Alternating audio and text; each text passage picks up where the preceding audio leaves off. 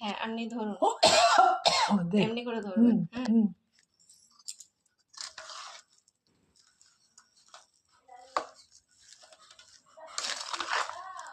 এটা শুধু এটা দে, তারপর ইয়েটা দেখি কোথায় আছে, আর একটা চিচি